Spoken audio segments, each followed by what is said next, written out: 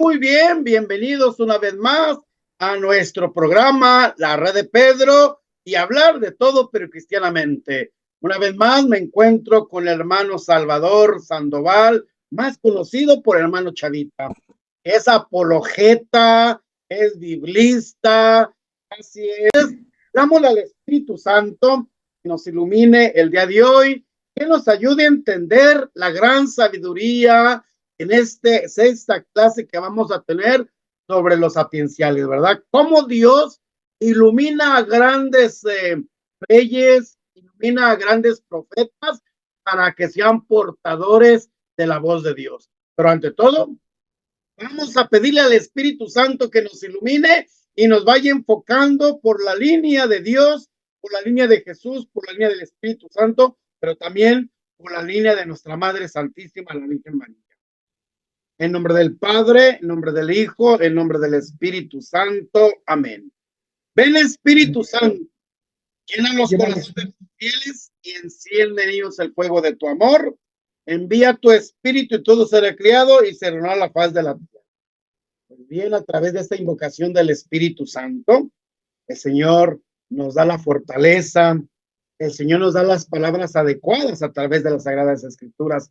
Y hoy el Señor nos va a hablar a través de estos bellísimos libros que nuestro hermano Chavita nos va a instruir, que son los sapienciales. Por lo tanto, hermano Salvador, tienes toda la palabra, tienes todo el micrófono, tienes toda la pantalla. Bienvenido una vez más. Padre, gracias. Nomás un comentario. Yo sé que es mucho elogio y mucha cosa para este pobre siervo pecador. Y antes de comenzar otro preámbulo, llegaba una persona y estaba platicando con nosotros y luego me dice, dije, oye, ¿cuántos tatuajes tienes? Le dije, sí, y ahí andaba en el coro y no sé qué, le dije, interesante. Fíjate, mi señor cura tiene 3 tatuajes. Ah, caray, ¿cómo? Si es sacerdote. Pues por eso, tiene 3 tatuajes. ¿Cuáles? Yo no se los he visto. Le dije, el bautismo, la confirmación y el orden sacerdotal. Imprime el carácter y son marcas indelebles. Yo nomás tengo 2, pero con esas tengo. Un comentario. Vamos a comenzar, padre. Claro que sí. Estamos viendo lo que son los, se puede decir los sapienciales, pero tenemos aquí todo el esquema de la Sagrada Escritura. Claro. Y pues sapienciales viene a la palabra sabiduría, aunque no es lo mismo sabiduría que la ciencia en cierta manera. Ahorita vamos a un poquito a discernir, si usted me va a ayudar también. Pues antes que nada tenemos que ver dónde están ubicados. Realmente hay que saber ubicarlos dónde están. Como les decía, especialmente aquí está. Estos son los que se llaman los sapienciales, los vamos a ir viendo poco a poquito, porque hay de esos mismos sapienciales, hay 2 que les llamamos los didácticos, que viene siendo el libro de los Salmos y el Cantar de los Cantares, pero estos 7 libros son los sapienciales. Perfecto. Pero aparte de eso, hay otros que también se les puede meter en este grupo, aunque son parte históricos, parte míticos, parte leyenda, parte cuentos, parte una oda, porque se le da importancia al personaje principal, y viene siendo lo que llamamos los libros de historias edificantes. ¿Sí? Muchos dicen que sí son verdaderos, otros dicen que son históricos, otros dicen que son leyenda, mitad historia, mitad mítico, otros dicen pues que sí son reales. Entonces, vamos a comenzar con algo. Bueno, entre los libros de la Sagrada Escritura, tenemos los del Antiguo Testamento, pero de esos habíamos dicho que había, en cierta manera, 5, dejen quitarme de aquí, que se llaman los libros sapienciales o de alto conocimiento de los sabios de Israel, que se han categorizado en varios géneros literarios. Vuelvo a repetir, hay unos que son como una oda, otros que son una cuestión un poquito poética, otros que son dichos o adagios o máximas, como el libro de Proverbios, de Eclesiastés y Eclesiástico, o el libro de la sabiduría, que en cierta manera, pues, Fíjese, padre, cuando el rey Salomón le pidió a Dios, más bien Dios le dijo, ¿qué quieres? ¿Qué te quieres que te dé? Y él dijo una palabra muy interesante. Dice, yo no quiero riqueza ni dinero, sino que me des sabiduría. Pero la palabra sabiduría en hebreo es lev shema, que significa, enséñame a escuchar a mi pueblo. Esa es la sabiduría. Entonces, la palabra sabiduría yo la he entendido que es una mezcla entre un buen escucha y una buena asimilación, pero también un saboreo, así como está saboreando el padre su café, así era como saborear este tipo de enseñanzas, era un deleite para las personas poder entender este tipo de conocimientos. Lástima que el tiempo es muy corto, cada libro se lleva mucho tiempo para analizarlo, pero vamos a trabajar. Estos son los libros Poéticos. poéticos, es el libro de Salmos y el Cantar de los Cantares. Un libro, por ejemplo, el Cantar de los Cantares, que Fray Luis de León fue casi condenado por poquito a la hoguera por describir el libro del Cantar de los Cantares como tal, traducirlo al español de latín. Un poquito lo decían que era un poquito medio pornográfico. Bueno, para su tiempo es una cuestión un poco fuerte. Entonces, estos dos libros, y los vamos a ir analizando un poco, poco a poco. Fíjate, Chavita, en la parte de los salmos, mucha gente todavía no entiende que el salmo se tiene que decir al término del salmo, se tiene que decir gloria al Padre y al Hijo y al Espíritu Santo. No es palabra, bueno, sí es palabra de Dios, pero muchos dicen palabra de Dios. Muchos dicen, esta es palabra del Señor. No, a tantos ministerios he corregido, pero no entienden que los salmos es una alabanza que se le hace a Dios, por lo tanto, tenemos que decir la doxología, gloria al Padre y al Hijo y al Espíritu Santo, como era en principio, ahora y siempre, por los siglos de los siglos. Amén. ¿Tú qué nos dices al referente? Yo sé que lo vamos a ver, pero antes que se nos olvide, porque a veces a mí se me olvidan las cosas, ¿tú qué dices a lo referente de los salmos? Bueno, yo estoy de acuerdo. Fíjese, padre, que la historia, en la historia de la iglesia encontramos los salmos como primera instancia en oraciones. Es oraciones compuestas por varios geógrafos. Ahorita vamos a ver los grupos en que están compuestos, quiénes los hicieron, o más bien, quiénes participaron en esa inspiración. Pero al principio en la iglesia era muy común que los primeros seguidores de Jesús, la iglesia empezara a recitar los salmos como parte de su liturgia. Poco a poco, ya en los tiempos del monacato, de los conventos, empezaron a organizarlos de tal manera que hacían hasta coros y hacían los libros grandotes, así, bueno, de aquí, pero grandotes que todos podían verlos, y era una manera de cantarlo como lo cantamos en la Santa Misa, ¿sí? A un coro y estrofas. Después, poco a poco, se fue estructurando a lo que llamamos nosotros el breviario o el oficio divino, que no es otra cosa que recitar los salmos en el transcurso del mes o del transcurso de los tiempos litúrgicos correctamente. Pero hay otra cosa muy interesante, porque cuando empezó todo esto, había gente que no sabía leer y escribir, que es muy común, era muy común en ese tiempo, y la gente no sabía ni qué hacer, nomás se quedaba pelando los ojos en los conventos, los frailes legos, no iban a ser ordenados sacerdotes. ¿Cómo participar del oficio divino de la liturgia de las horas? Un punto antes de continuar.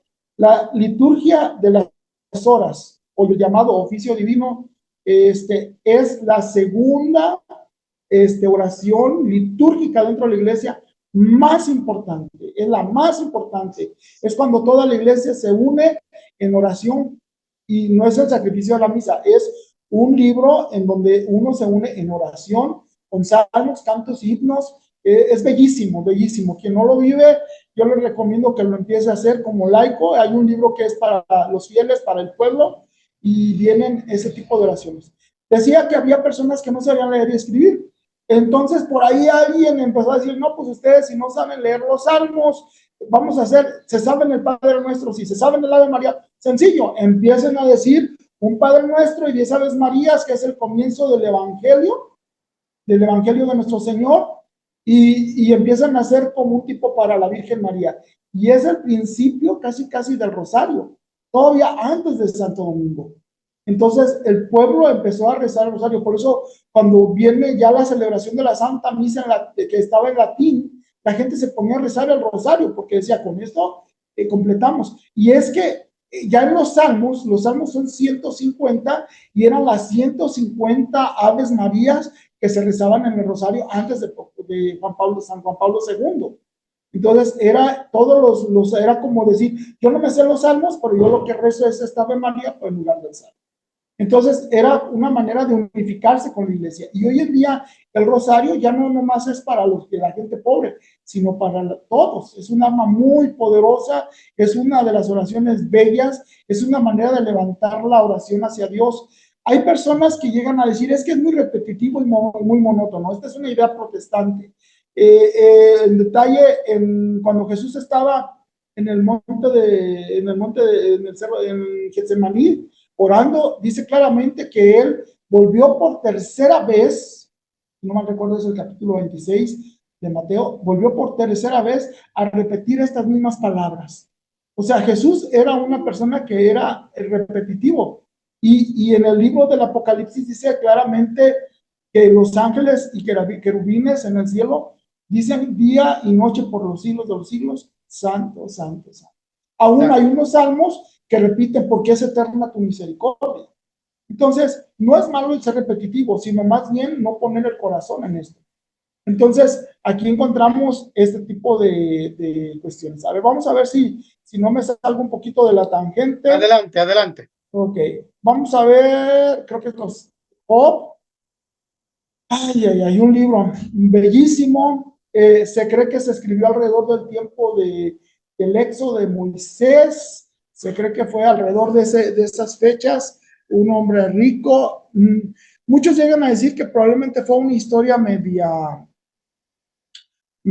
leyenda, media mítica, pero curiosamente no. ¿Y por qué? Porque en el libro de Ezequiel, Dios le habla a Ezequiel y le dice, si se presentara delante de mí Job y Daniel, dice, yo haría esto y esto. Entonces, me da a entender que es un libro que en cierta manera puede haber sido real, es un libro real, pero la enseñanza que viene es muy profunda desde el punto de vista, a mí el primer capítulo y los últimos son los más bellos, aunque dentro de los capítulos, los tres amigos de Job y Dios cuando dialoga con Job y le dice, ¿dónde estabas tú cuando yo estaba haciendo todas estas cosas?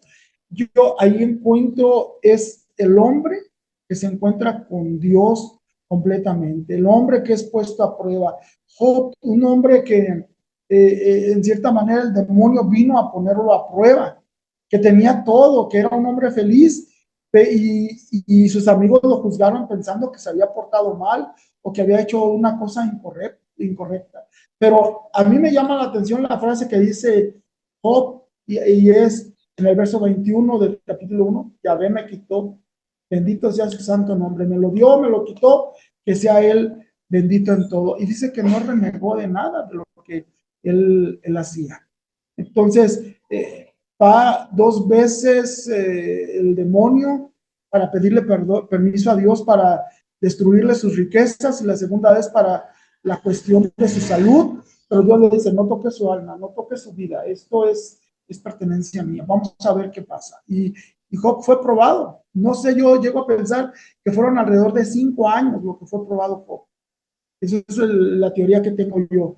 Pero al final encontramos que Dios le regresa, dice aquí la escritura en Job 42:12, que vivió 140 años y fueron restaurados sus rebaños, tuvo más 7 hijos y 3 hijas, y en pocas palabras es como un cuento que termina feliz. Es un cuento que termina feliz, dando a entender que es un libro que a mí en lo personal me da esperanza, que en medio de las pruebas, Dios al final va a restituir lo que pude haber perdido en ese tiempo de prueba. Claro. Me acuerdo del libro del Deuteronomio capítulo 8, verso 4, dice que Dios nos ha probado, dice, te hizo pasar hambre y necesidad para ver lo que había en tu corazón, a ver si ibas a servir o no a Dios en medio de todas estas cosas. Algo así viene este libro, esta es la mentalidad de este libro. Encontramos también en los libros sapienciales, vuelvo a repetirle, yo los ubico aquí, hay gente que los ubica en históricos. Son 4 libros históricos que hablan también narraciones como, por ejemplo, Ruth, que viene siendo la abuelita del rey David, cómo ella no deja a la suegra, se va y pasan varias cosas. Más bien los llamo a que lo lean para que se construyan. Si andan buscando una novela muy bella, está Ruth. Otra es la de Judith contra Ornófeles, cómo la justicia de Dios cae en manos de una mujer bella pero débil. O si vemos a la reina Esther, una mujer que fue en cierta manera llevada yo llego a pensar que fue en Asiria, y ella es Babilonia o Asiria, no me acuerdo cuál de las dos ciudades, y por medio del pariente del Mardoqueo, ella es llevada y poco a poco ella escala hasta el grado de llegar a ser la esposa del rey, que en ese tiempo, la esposa del rey no tenía ninguna voz ni voto, en pocas palabras, pues la tenían arrumbada como un objeto y cuando el rey la quería la mandaba a traer. Pero dice en el capítulo 2, creo que 2 o 3, ay Dios, Padre, perdóname, pero es que no, se me fueron las citas bíblicas ahorita, que por 6 meses estuvo en un tipo de aceites y otros tantos meses estuvo en otro tipo de aromas y perfumes para presentarse ante el rey. O sea, casi un año de belleza para presentarse delante del rey. El rey, creo que es Artajerjes, y al final un hombre enemigo que era Naamán, fue el que quería destruir a su pueblo y cayó en gracia del rey esta mujer y salvó a su pueblo. Yo no quisiera dar muchos detalles para que se pongan a leer las lecturas, porque Sí, si es no lo las más leen, importante. si no las leen, no tiene sentido, van a querer que yo se las lea, pues. El libro de Tobías, si alguien es muy devoto de San Rafael Arcángel, que se ponga a leer el libro de Tobías, una historia de un peregrino, de un migrante que va y Dios actúa de una manera muy bella con él. Yo los invito a que lo lean, son historias edificantes.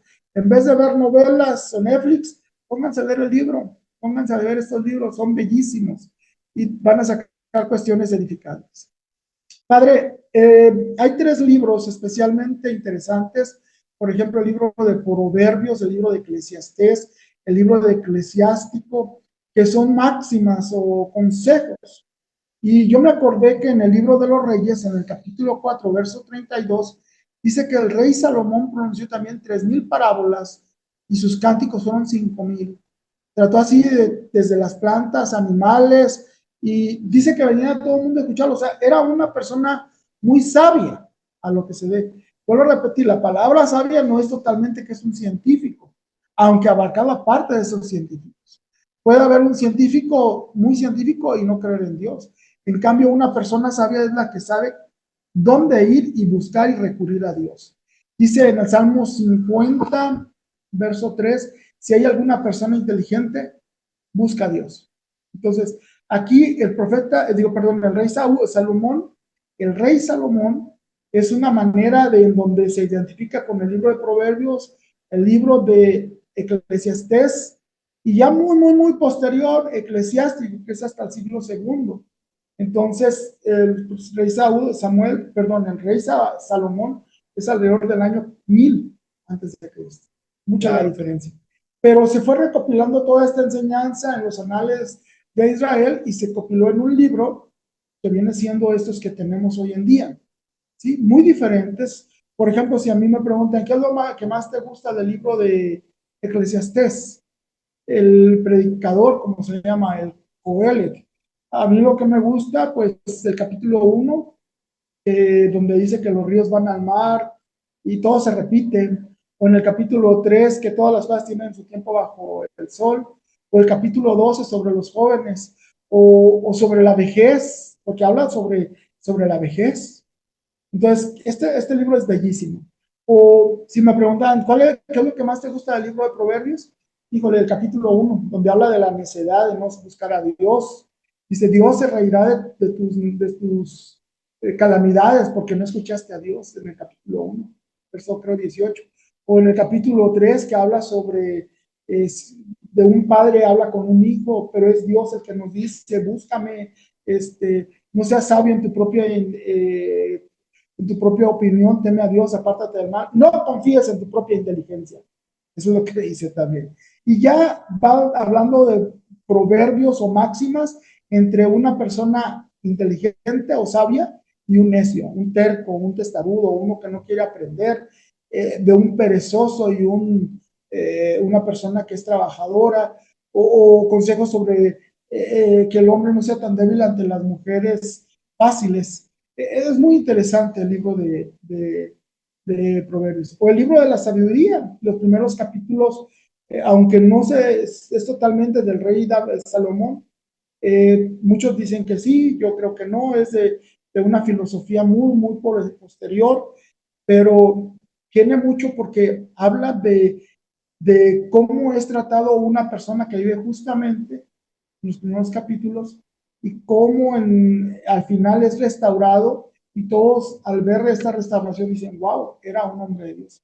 O en el capítulo 13, 12 y 14 que hablan sobre la idolatría, sobre un padre, dice, un padre que tenía un hijo y se le llega a morir y por el dolor empieza a hacer cosas que no son, hace una imagen y el que antes era un humano lo convierte en un Dios y hacen ritos en su familia para honrar a este hijo muerto. Igual un político, ahí habla todo eso, dando a entender que son cosas abominables para Dios. Vamos a continuar porque el tiempo es pues, corto. Aquí tenemos el libro de los Salmos, el famoso Tehilim, que significa la alabanza, el himno, el cántico. Hay, en cierta manera, 5 libros de los Salmos. Están recopilados en 5 rollos en la escritura hebrea. Pero más que nada, ¿quiénes los escribieron?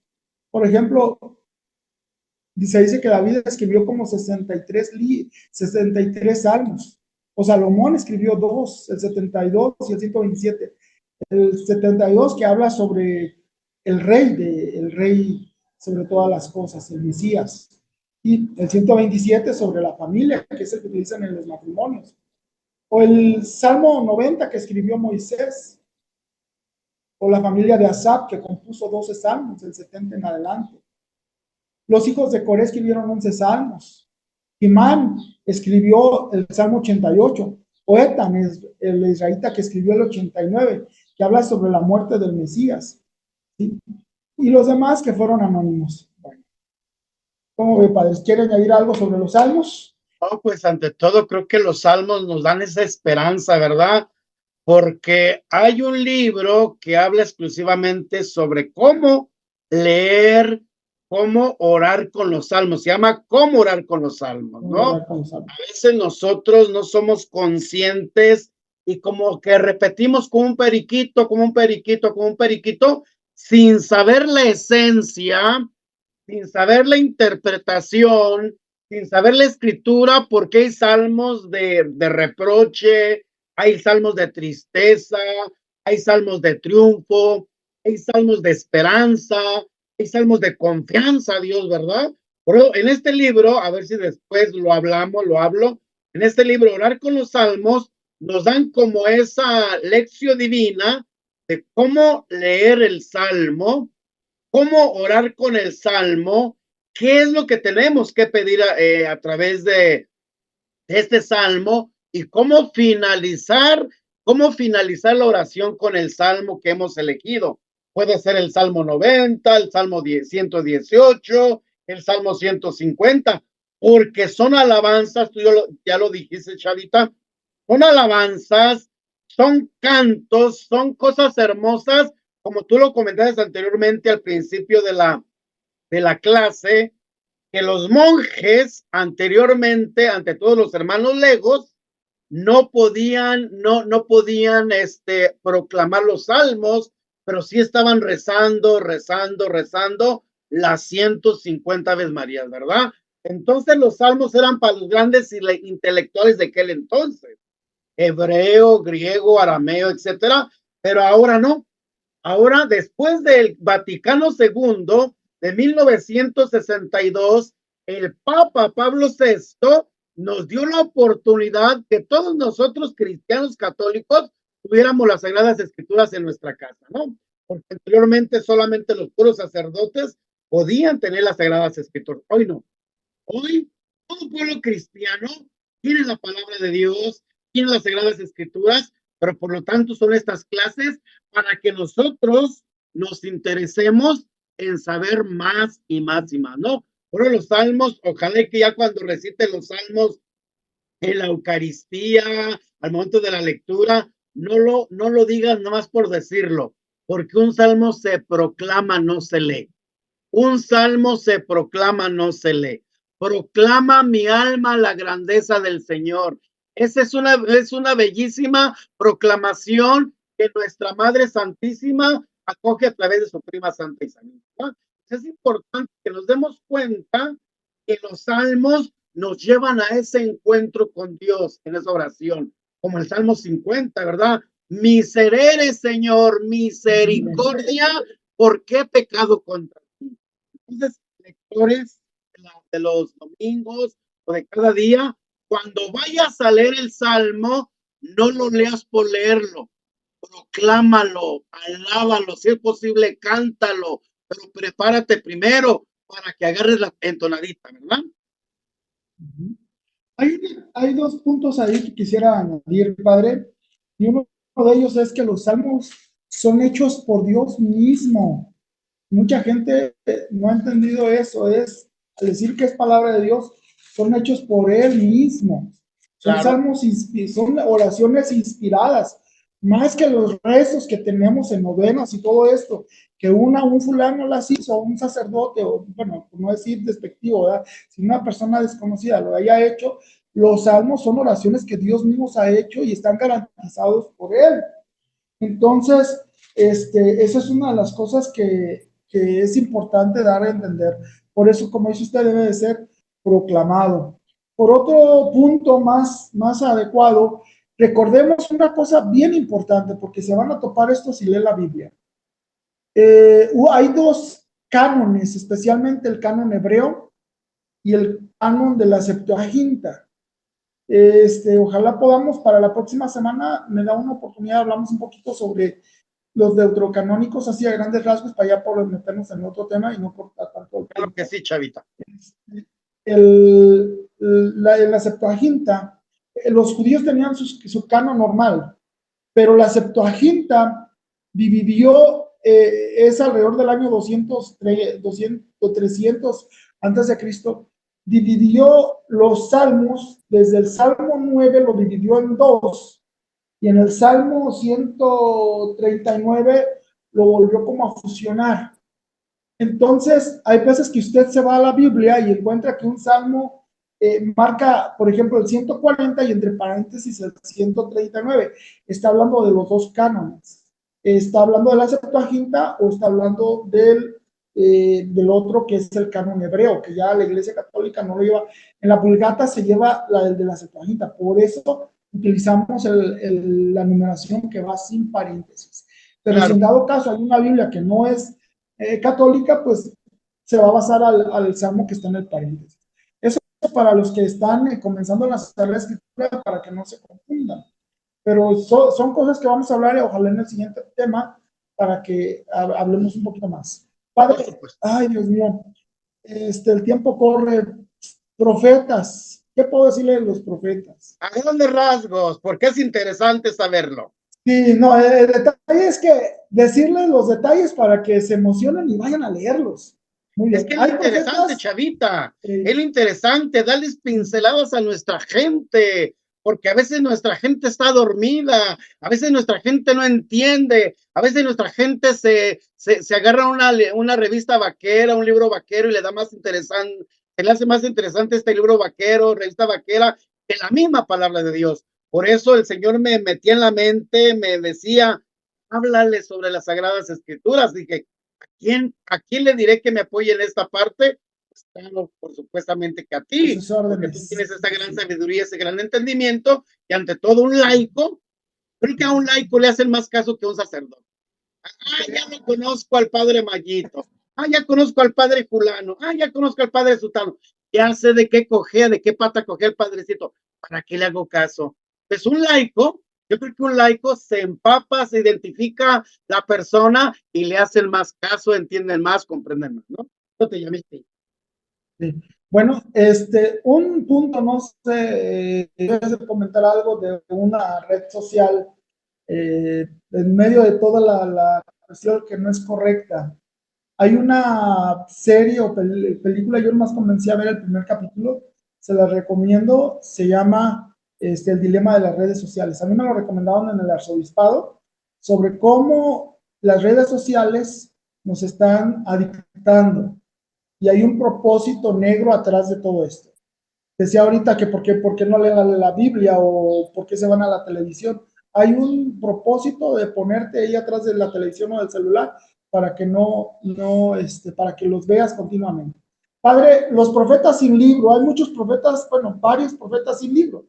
Tenemos a Abraham, a Moisés, a Débora, que está en el libro del profeta, digo, el libro de los jueces, el profeta Samuel, Natán, ¿se acuerda de Natán, el que le reclamó al pecado a David? O Gad, el que le dijo al rey David, ¿sabes qué? Escoge qué plaga va a llegar a Israel, a Jerusalén. O Agías, ¿verdad? O Semaías, que viene siendo el que dividió el manto para el reino del rey Salomón, a Jorboán, o el profeta Elías y Eliseo. Son profetas que no tenían libro, pero intervinieron en la historia de Israel. Pero hay profetas que tienen libro, ¿sí? Y la iglesia ha puesto 4 como profetas mayores, no porque sean los más grandes, sino porque son los que van a hablar más del Mesías. Por ejemplo, Isaías, Jeremías, Ezequiel y Daniel son los que van a hablar de una manera, a grandes rasgos, del reinado mesiánico. Los otros, aunque son pequeños y cortitos, hasta de un capítulo, en cierta manera, son libros que van a hablar del reino de Cristo, pero a grandes rasgos, muy poquito. Y van a hablar especialmente contra las naciones. Bueno, yo de estos profetas, yo tengo varios aquí, pero a mí me gustaría sacar del contexto un poquito a Jonás. Jonás es el único que no es enviado al pueblo de Israel, es enviado a Nínive. Es un profeta muy bonito, bueno, vuelvo a decir, hay gente que llega a decir que es leyenda, es cuestión de leerlo, porque tiene un mensaje muy, muy bello, pero vamos a seguir.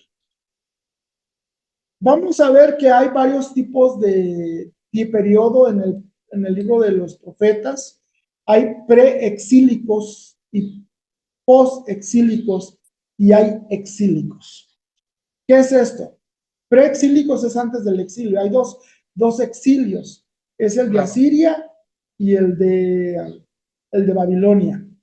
El pueblo de Israel se porta mal, como lo vimos en el libro de los Reyes, y son llevados a Asiria, los de Samaria, y a Babilonia, los de Judá.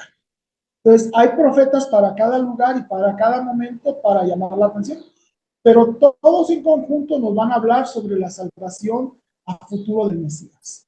Aquí tenemos que los preexílicos es Amós y Oseas para Israel, y Judá, Isaías y Miqueas.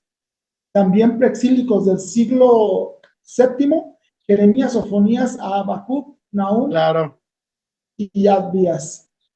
Ahora, después del exilio está Ezequiel e Isaías 2, o profetas post-exílicos estarían Isaías 3, del libro 3 y Zacarías y Ageo, que van a hablar ya de la restauración del templo especialmente y de ya el advenimiento del Mesías.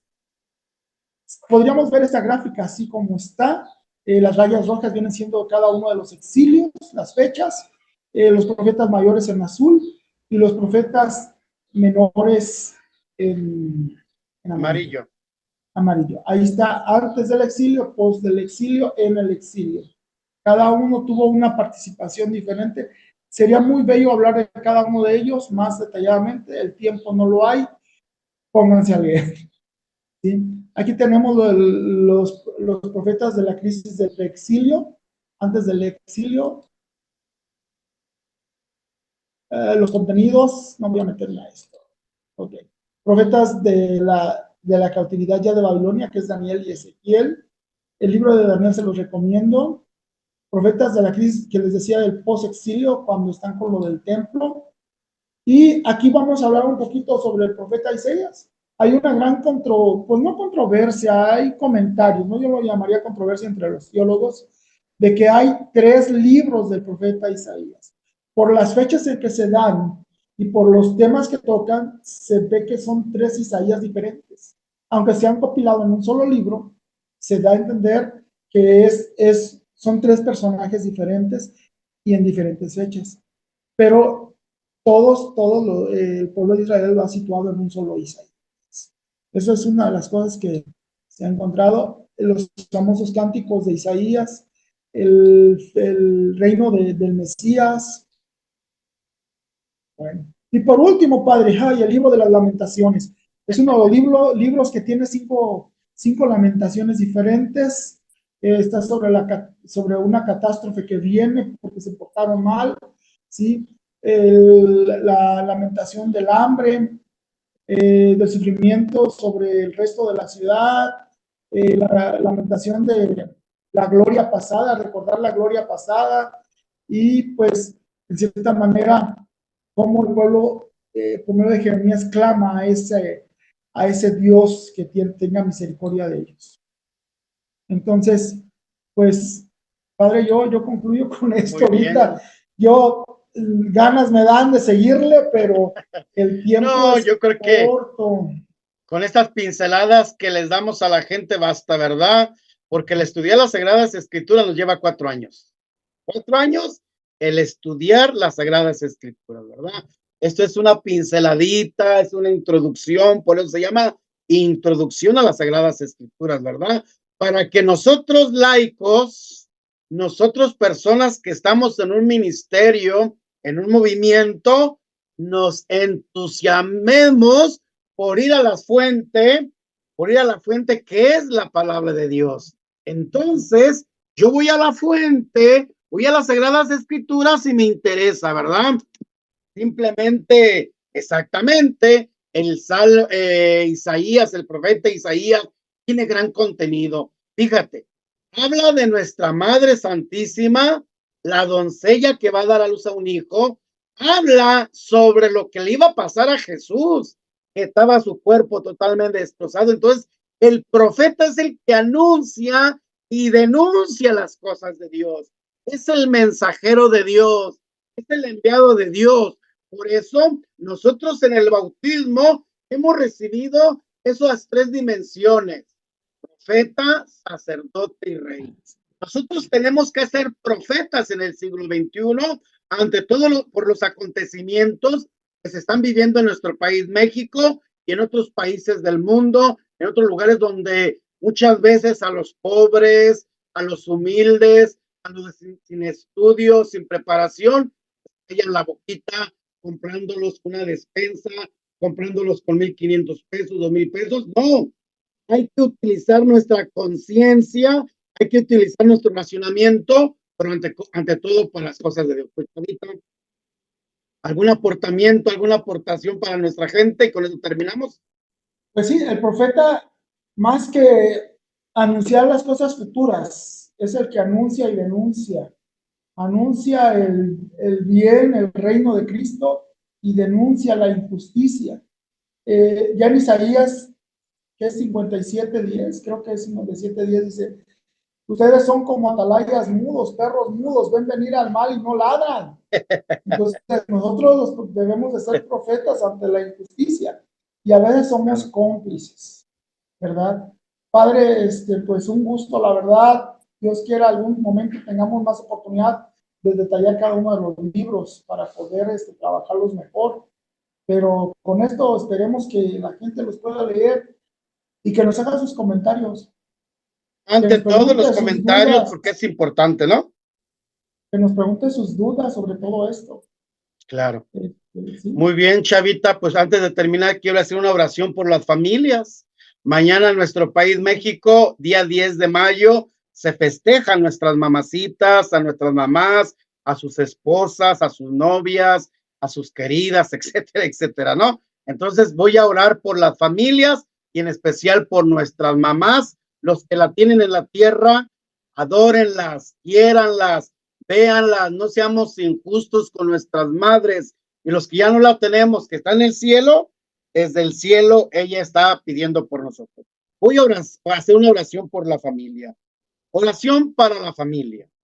Señor, haz de nuestro hogar un nido de tu amor, que no haya amargura, porque tú nos bendices, que no haya egoísmo, porque tú nos animas, que no haya rencor, porque tú nos perdonas, que no haya abandono, porque tú estás con nosotros, que sepamos caminar hacia ti en nuestra rutina diaria, que cada mañana sea el inicio de un día más de entrega y sacrificio, que cada noche nos encuentre todavía más unidos en el amor.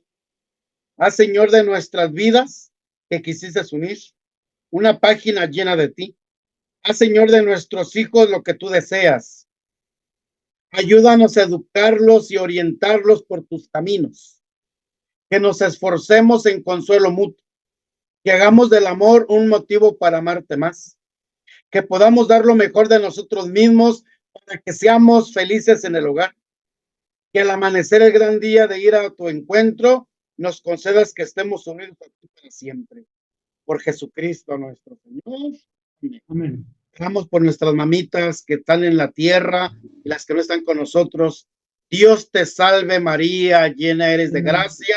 El Señor es contigo, bendita eres entre todas las mujeres y bendito es el fruto de tu vientre, Jesús. Santa María, Madre de Dios, ruega por nosotros pecadores, ahora y en la hora de nuestra muerte. Amén. Nuestra Señora de Guadalupe intercede por ellas. Nuestra Señora de Guadalupe interceda por ellas. Pues bien, recibimos la bendición en nombre del Padre, en nombre del Hijo, en el nombre del Espíritu Santo. Amén. Recuerden, la red de Pedro, hablar de todo, pero cristianamente. Denle sus like a las dos redes, suscríbanse a las dos redes, comenten, pero ante todo, compartan en las dos redes para hacer más y más y más.